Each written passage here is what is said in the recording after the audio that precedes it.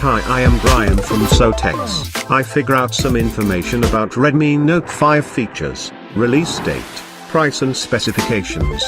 This video is for you. Well, Xiaomi brand was very new to the market a few years ago, but now the release of Redmi series have made their impact much higher, and this year Xiaomi planning to launch the amazing Redmi Note 5 smartphone. Okay, first thing first, the display is always the first thing which any user sees in a phone.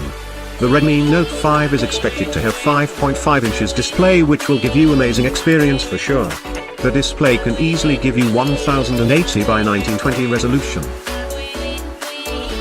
This phone will powered by Snapdragon 660 processor. Next thing is the camera. It's gonna be 16 plus 5 megapixel dual camera, fingerprint sensor situated at just below the cam, and front camera will be 8 megapixel.